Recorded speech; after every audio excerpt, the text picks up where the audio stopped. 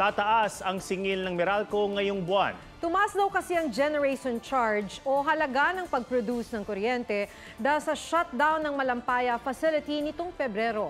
Mahigit 50 centavos per kilowatt hour ang power rate hike. Katumbas yan ng lampas 100 piso sa mga kumokonsumo ng 200 kilowatt hour kada buwan. Dapat nga raw, piso kada kilowatt hour ang taas singil ngayong Marso. Pero napakiusapan ng Meralco ang mga supplier nito at ang Energy Regulatory Commission na utay-utay ng singil sa kabuang 1.1 billion pesos na generation cost. Ikakagarawin nila ito sa Abril at Mayo para sa tig 20 centavos na taas singil. Kung kailan magtatag-init na, nagbabala naman ang National Grid Corporation of the Philippines o NGCP sa inaasahang pagnipis ng supply ng kuryente sa Abril hanggang Hunyo. Kaya abiso ng Meralco sa mga consumer magtipid sa kuryente hanggat maaari. Darito na ang inaasahang paggalaw sa presyo ng petrolyo sa susunod na linggo. Ayon sa oil industry source, may bawas presyo sa diesel na nasa 10 hanggang 30 centavos kada litro. Pero posible namang may taas presyo sa gasolina na nasa 70 hanggang 90 centavos kada litro. Pati naggagandahang beach tulad ng El Nido at Coron sa hilagang bahagi ng Palawan, pinangangambahang abutin ng tumagas na langis mula sa lumubog na oil tanker sa Oriental Mindoro. Ayon sa Philippine Coast Guard at UP Marine Science Institute, kung pagbabasihan ang direksyon ng hangin sa dagat na patimog kanluran, mapapadpad ang langis sa Northern Palawan. Kita na nga ang epekto ng oil spill sa baybayin ng Barangay Kasyan sa bayan ng Taytay. May senyales ding inanod na ang langis sa Agutaya at Cuyo sa Palawan. Ang mga taga-Cuyo gumawa na ng improvised oil spill boom gamit ang mga bunot ng nyog, lumang damit at plastic bottles. Bukas rin ang PCG sa pangangalap ng buhok ng isang barbershop sa Calapan Oriental, Mindoro para raw sa clean-up. Pero sabi ng isang eksperto, matagal mabulok ang buhok kaya baka makadagdag lang ito sa problema. Ayon sa Bureau of Fisheries and Aquatic Resources sa Region 6, nasa 4 million pesos na ang halaga ng danyos ng oil spill sa fishing industry sa Caluya, Antique. Kabilang na riyan ang produksyon ng seaweeds.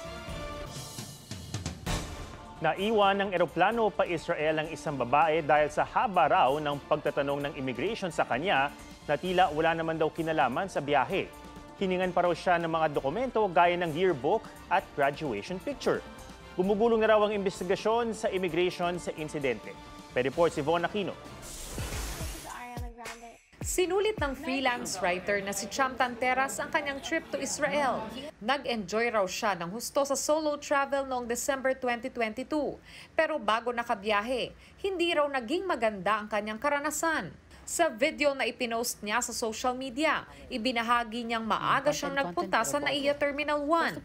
Pero pagdating sa immigration counter, sabi niya sa akin, "Ma'am, I'll bring you to this office ha. We will a person there will just ask you more questions." Tinanong ako kung if my parents are separated or together. He also asked me if I have already graduated. Sabi ko, yes. mas nagulat siya sa mga sumunod na hiningi sa kanya. Hiningan niya ako ng yearbook. Sir, hindi naman ako magdadala ng mabigat na yearbook while traveling. Kahit saan pa. Sabi niya, if you didn't bring your yearbook, do you have your graduation photo with you? Buti na lang daw na may wacky grad photo siya sa cellphone. He has like remarks pa na, parang hindi mo naman kamukha, ganon. Pinahawak pa raw kay Cham ang isang border questionnaire form. Walang sinabing reason, pero sobrang kinakabahan na ako. Sa haba ng interview, makailang ulit daw siyang pinuntahan ng ground staff ng airline dahil pasara na ang boarding gates. Sabi naman nung person sa IO, no, hindi ko siya i-offload. Pero wait lang, marami pa akong tanong. And then when I finally got it, nag-signal na yung ground staff inside the boarding gate. Sabi niya, no na, close na.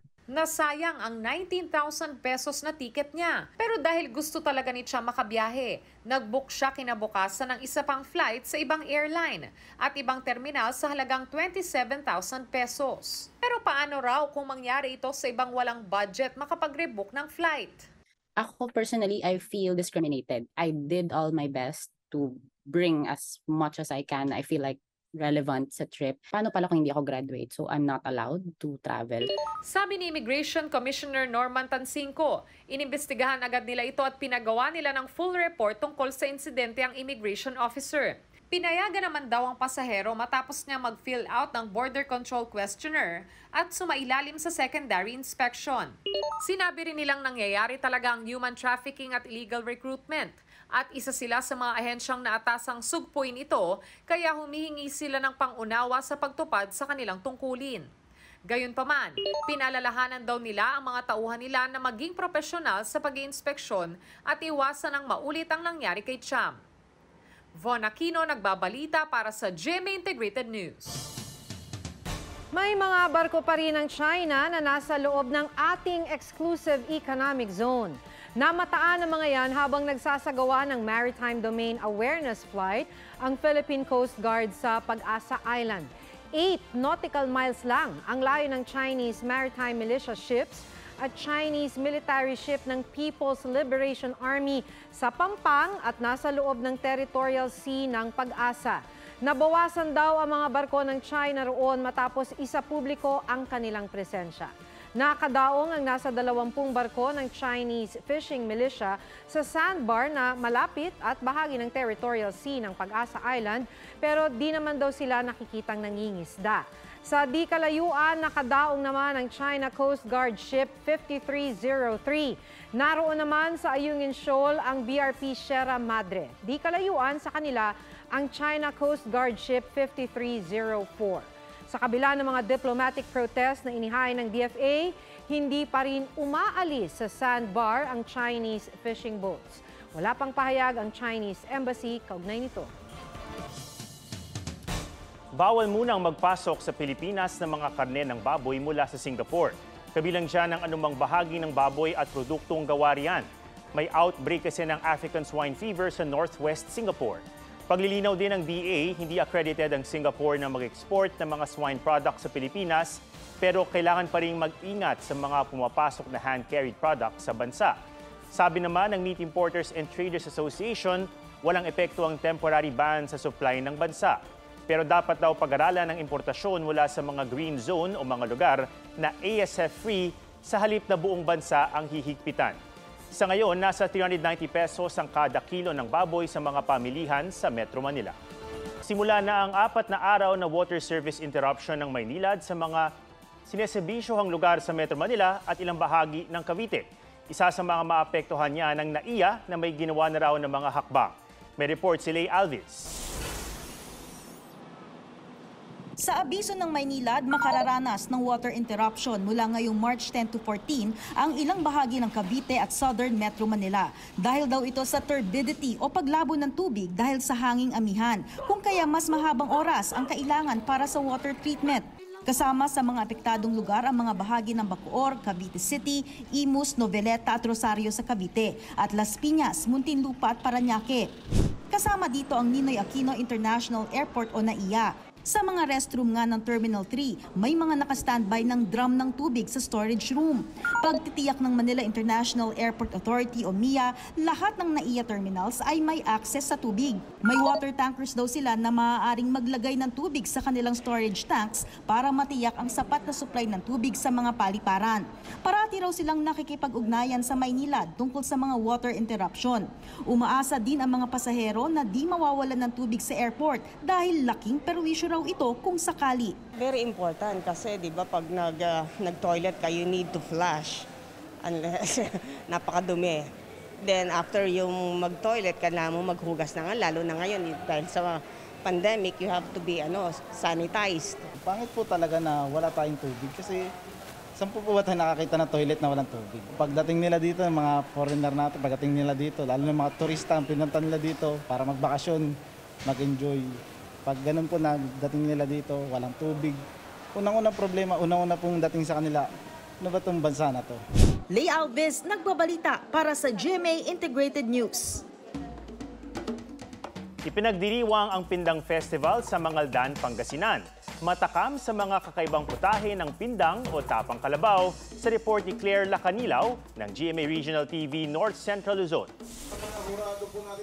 Nakakatakam at masasarap na mga putahe ang ibinida ng mga taga-Mangaldan sa Cookfest na bahagi ng Pindang Festival. Start ang ipinagmamalaking pindang o tapa. Kanya-kanyang diskarte ang mga kalahok na nagpamalas ng kanilang galing sa pagluluto ng pindang. Nais ng lokal na pamahalaan na mas lalong makilala ang kanilang produkto na talaga namang itinuturing na world class. Bali yung niya po is nilagyan ko po siya ng ibang ingredients. Masaya, tsaka yun nga, makikita mo rin yung ibang contenders para may mga matututunan ka rin from them. Tampok sa Cookfest ang ilang putahe na nilagyan ng twist tulad ng pigar-pigar with pineapple. Swak na swak din sa panlasa ng Pinoy ang pindang teriyaki, gyudon at beef teppanyaki. At syempre hindi rin nagpahuli ang mga residente na matikman ang iba't ibang putahe featuring pindang. Very significant po sa ating bayan dahil sa auto program natin ay tapa, pindang, what we call pindang, at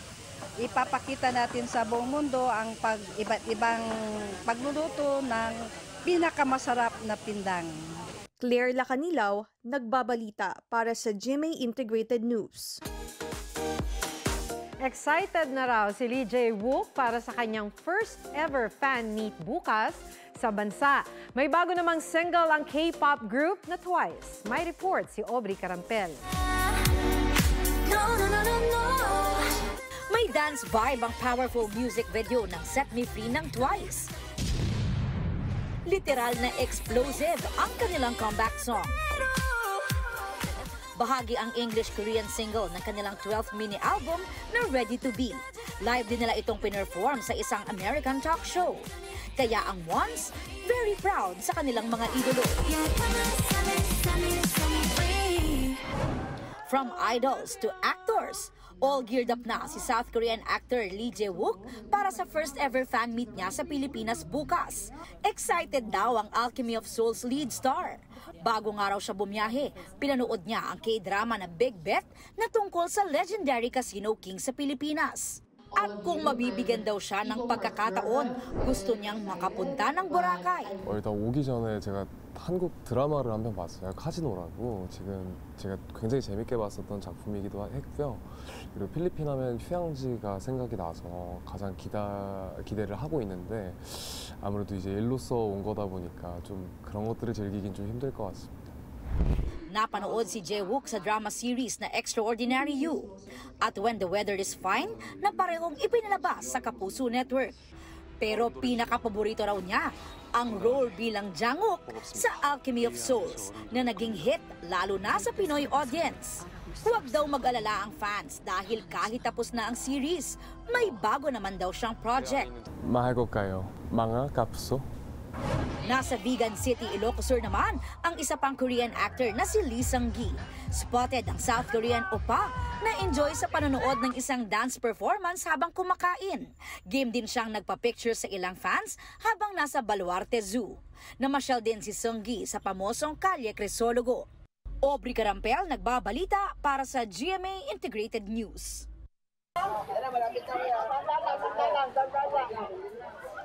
Pinagkaguluhan ng paghatak sa isang ahas na sumuot sa ilalim ng isang kotse sa isang paradahan sa Cartimar, Pasay City. Pauwi na raw sana ang may-ari ng sasakyan nang makita nilang nagkukumpulan doon ng ilang residente.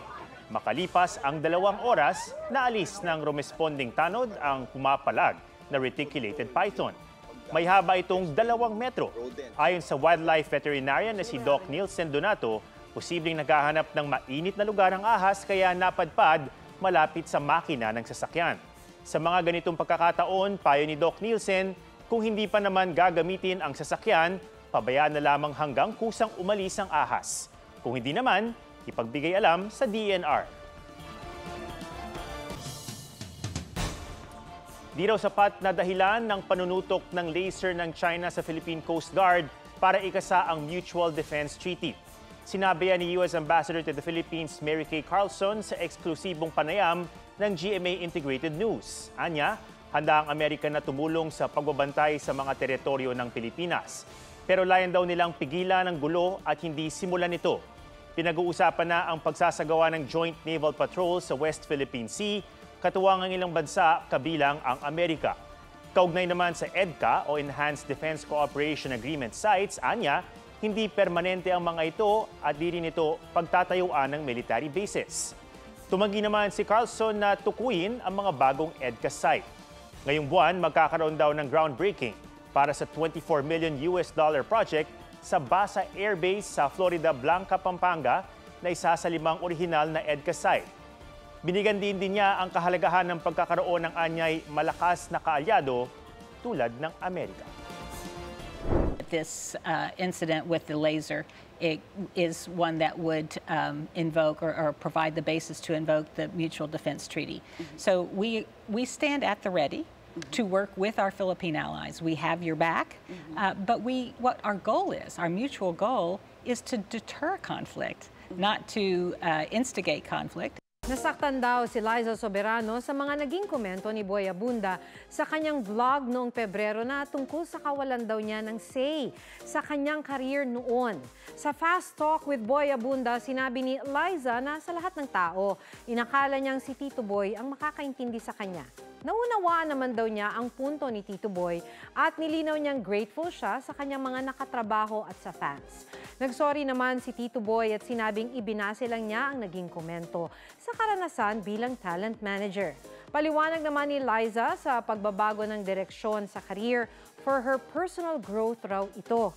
Ibinahagi rin ni Liza na minsan siyang tinawag na little producer nang magbigay siya ng inputs para sa kanyang karakter sa isang proyekto noon. I didn't know that behind my back, actually a really close director friend of mine told me na they would talk about me behind my back during pre-prod meetings and call me little producer. And so ever since after that, parang I felt like I didn't have the right to bring these up kasi feeling ko na-offend ko yung mga tao sa paligid ko, which was not my intention.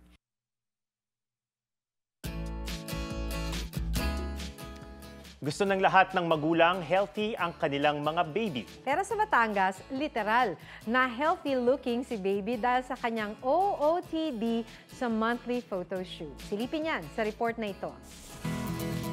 Bahay, kubo, kahit munti. Munting chikiting nagbihis gulay at halaman na sari-sari.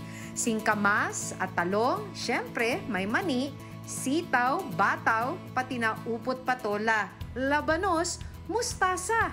Ang veggie baby na yan si Harriet, ang 11-month-old baby ni na Mommy Dayan at Daddy Lindel mula sa Batangas City. So, yung first niya is yung labanos, second yung mani, mustasa, talong, sibuyas, singkamas, upo, ito kalabasa, tas yung last niya is yung kamatis.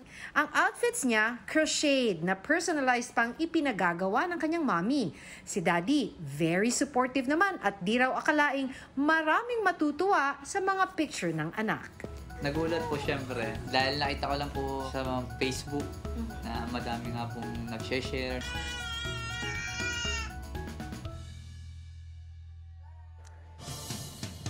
Yan po ang mga balitang dapat niyong malaman. Sumasalamin sa katotohanan sa ating bayan. Ako si Maki Pulido. Ako naman si Ato Maraulio at ito ang State of the Nation. Huwag magpahuli sa mga balitang dapat niyong malaman. Maaring mapanood ang State of the Nation at iba pang newscasts sa youtube.com/GMA News. I-click lang ang subscribe button. Sa mga kapuso naman abroad, maaari kaming masubaybayan sa GMA Pinoy TV at www.gmanews.tv.